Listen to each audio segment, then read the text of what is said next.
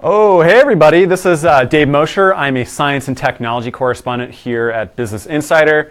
This is Tech Insider Science, which is one of our brands. And I'm flying through space, obviously. We're here to talk about space a lot on this episode of The Lab. And by the way, The Lab is a show where we take the week's news, we experiment with it, both in visual format, which we're going to do here, and also just eventually we're going to start doing actual experiments. But today, I've got a lot of really cool visual stuff to show you. So right now, we're flying through space. This is the Orion Nebula. This is courtesy of NASA, the Space Telescope Science Institute, and the European Space Agency. But this is not actually the main attraction here. But I want to talk about astronauts because NASA is trying to go to space. They're trying to go to Mars. They may want to go to an asteroid. They may want to go to the moon. The problem with these guys here, these astronauts, and I hate to be crude, but the problem is they cannot poop in their spacesuits. If they do, they have to poop in a diaper. And that's really bad. That's really unhygienic. And you don't want to do that. So enter the Space Poop Challenge. So the Space Poop Challenge is this contest for crowdfunding. It was sponsored by Hero X and NASA. And basically they're trying to figure out how can we solve this problem of astronauts who need to go to the bathroom in space. These guys may be in their suits for 6 days if there's an emergency. You cannot hold it that long. You cannot fast. You cannot not drink water. So there needs to be a solution. And that's why the Space Poop Challenge was formed. And they just announced the winner. And this is the winning device. If Alex, our assistant, could pull that up here. All right, so I am standing by a man's crotch. I apologize for that. But this is the Mace's, can't remember the last name of it, but it's a it's a special invention. It's a very early mock-up of a device that will help astronauts go to the bathrooms inside their suit. And once again, I'm Dave Mosher, if you're just joining us, and this is the third episode of The Lab that we're hosting on Tech Insider Science. I'm a science and technology correspondent here at Tech Insider Science and Business Insider, our larger company, and we're talking through all the coolest news stories of the week, all the weirdest ones, and what they mean for you and for the larger world. If you have any questions, definitely ask those. I would love to answer them as best I can. Alex, our assistant, who you cannot see right now, she's watching the screen for us. So please do ask your questions. So again, let's talk about this system. This is an invention by a guy named Dr. Thatcher Carden. And the real key thing is this. This is the guy. We salute you, Dr. Thatcher Carden, because he's figured out a really ingenious way for astronauts to use the restroom in space. So I want to talk about this thing again. So here again is a port. It's on the front. Now, why would you have a port on the front when you need to, go number 2? You're going to find out the answer to that question in just a second here. This is called the perineal access port, right? So everything goes through this hole. Your underwear, your urine collection device, your poop collection device. This is where everything goes through. So let's pull up the image of some of this stuff here. So Alex is going to pull up the image. All right. So here we go. Here's another shot of the new system that Dr. Carden has made for us, for astronauts specifically. Again, there's your access port. This thing right here is a self-closing valve. So that's kind of built in to the port down here, right? So you can use this tube after you take off a safety cap. You can attach this tube here, it's called an inducer, to the port, and you can put all kinds of stuff in here. Right now he's holding a urine collection device. I think it's for a female anatomy, but that can all go through your suit, and you don't lose pressure when you do this because it's all sort of self-sealed. In the previous image, we saw this pump and bag and this box and this bag and everything. That's all part of the system. Yeah, if you could switch back to that. This is all part of the system to keep this sealed so you can put whatever you need through this hole to get access to your stuff down there and take care of business. So let's pull up this video. This video is kind of crazy. This is a video of Dr. Carden demonstrating what's called the hygiene wand, and we sort of fast forward in this video. But this thing is like a never-ending wet wipe. You basically pull on the end of it, and it pulls the wet wipe into the tube, and it sucks all that stuff out of there while it cleans your butt crack. This is revolutionary, guys. I don't want to understate this. If he can actually advance this prototype from a very simple mock-up made out of hot glue and plastic and everything to an actual device. We have a way for astronauts to go poop in space and not be like super bummed out about it. And that's really huge if you want to go to Mars, if you want to go to an asteroid, if you want to go to the moon. Because before we just pooped in bags and it's really messy, or you just held it and it's not workable. So this device earned Dr. Carden $15,000 from the Space Poop Challenge, which is, again, a collaboration between HeroX and NASA. You can read all about it and see all the pictures of this on businessinsider.com/science. I wrote a story about it, and I spoke to Dr. Carden, who's a really cool guy. And again, if you have any questions about the system or anything on the show, just go ahead and ask them. Our assistant, Alex, who is wonderful, is right there. She's ready to take them. And if not, we can just move on right to the next thing. And if you're just joining us again, my name is Dave Mosher. This is an episode of The Lab where we take the week's science news and we experiment with it and talk about it and just generally geek out. And I'm a science and technology correspondent at Business Insider. So we're back in space now. We're going to move on to the next thing. We're still going to stay in space for this next story. This is a really cool story. It's been in the works for a couple years now, and it's about lightning. So let's cut to that video. So this is some footage of lightning storms from space, right? And I'll just let you kind of look at that. See one down there, and then there's going to be one like up here in a second. Yeah, there's another one. Yeah, okay. So this guy, just a guy, a Dutch astronaut named Andreas Mogensen, was sent up to space with this very special, highly sensitive camera that was able to, in incredible detail, film thunderstorms from the International Space Station, which is about 250 miles above Earth. This has been done before, like filming thunderstorms, but not with this special camera. This is called the Thor experiment. And that's the Norse god of lightning, if you're not familiar with mythology. The Thor experiment's whole goal was to film thunderstorms and specifically look for this really weird thing called a blue jet. All kinds of strange electrical discharges happen besides lightning. We see lightning because the clouds are right there, right? And it comes down and it tries to kill us. But what we hardly see, and generally only pilots or astronauts see, is all the stuff above it. Blue jets, red sprites, all kinds of weird elves. There's all kinds of strange names for these things because they're so mysterious. And Alex, let's cut to this video here. This is really cool. Let's just like watch this for a second. This is the top of a thunderstorm, right? And this is some number of miles above the ground. Just look at this part right here. See this little flash? See the little guy? Bzzz. That is called a blue jet. This is a first of its kind video, say scientists who released a study just recently about blue jets. This has never really been filmed before. We've gotten kind of fleeting pictures of these things, but never a clear color video that shows a blue jet. Blue jets are like cone-shaped upward sprays of electricity. They go up for, I think, about 4 or 5 miles in some cases. They're very powerful, and we don't understand them. And why is this important? Okay, who cares about lightning on top of a thunderstorm? You should care because you're breathing air. That's how you stay alive. And these kind of storms have been going on for billions of years on Earth, right?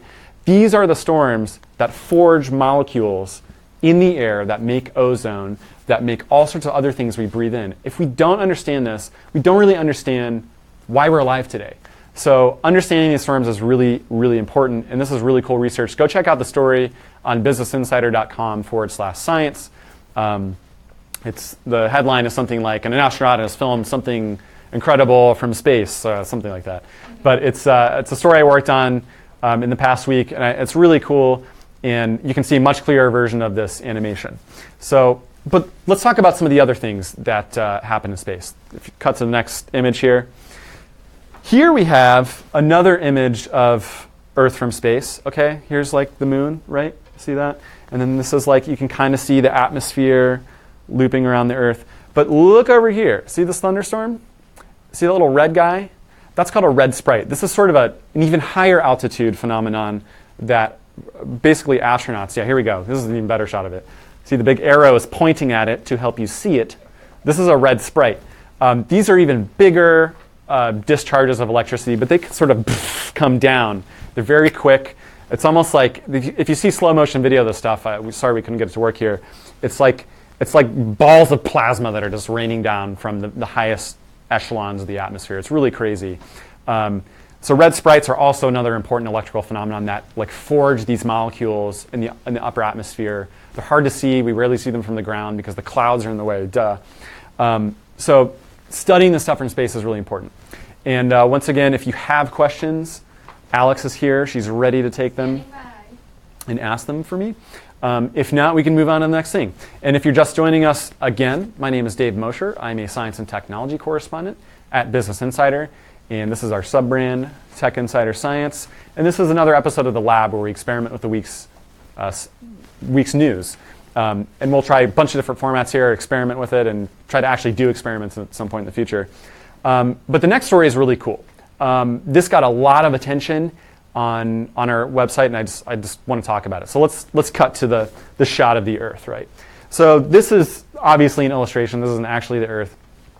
And what you're looking at is like an illustration of the tectonic plates. Well, this week, scientists announced they have found a new continent. Okay, so I just want to say that again. We found a new continent. Now, it might sound really dramatic, like, oh my gosh, this just happened, but it's been a very gradual thing, and it's actually a really controversial thing, and I want to talk about that in a second. So where's this new continent? If you look down here, see Australia, so sort of off the eastern shore of Australia is New Zealand, and that's kind of partly visible here. But this is kind of where the new continent is. And what is it called? Zealandia. Okay, this is the new continent. So let's cut to the map here. This map is sort of really crappy and low resolution. I apologize for that. You learn as a kid that if you're in an English-speaking country like I learned, there are 7 continents. So there's Africa, there's Antarctica, there's Australia, there's North America, South America, Europe, and Asia. 7 continents. That's kind of, according to a geologist, that's kind of crap, okay? Because that considers the people on top. Asia and Europe are sort of the same landmass. If you look at the geology, what defines a continent are many things, or 4 main criteria. And this is what the story is about. I won't get into too into the weeds here. You should read it. It's at businessinsider.com/science, and it's about a new continent called Zealandia. And if you're just joining us, this is The Lab. I'm Dave Mosher. I'm a science and technology correspondent. And this right here is Zealandia. It's this gray part. And you'll see it's right next to Australia. So, okay, why did this happen?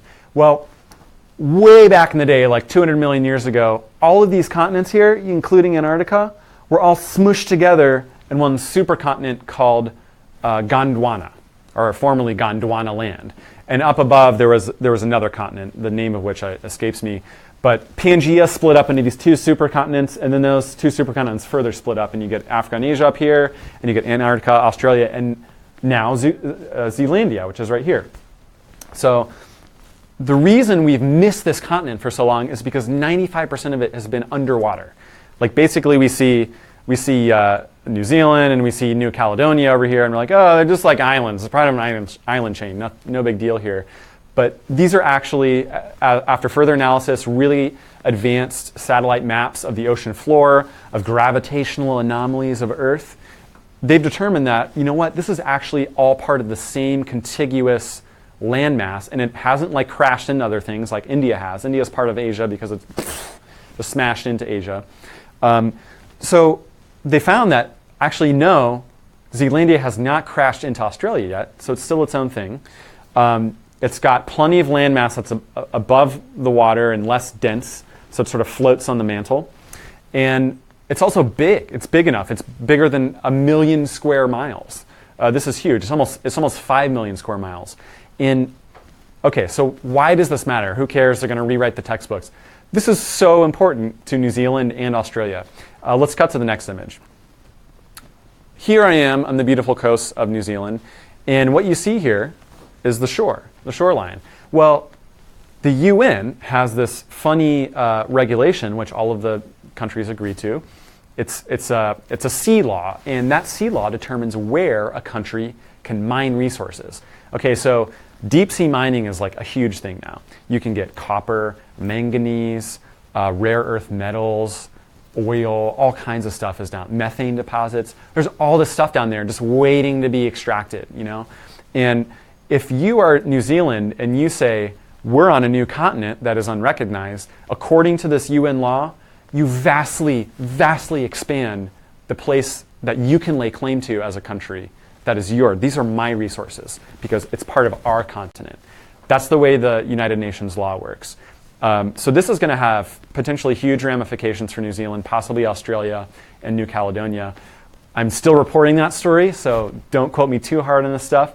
But it's a big deal. Naming a new continent is not just some textbook rewrite. This has real-world implications. They're really important, and we're only starting to understand what those are.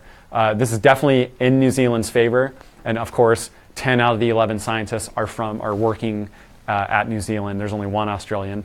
So this is a really important story. We're going to closely follow it at Business Insider and Tech Insider Science.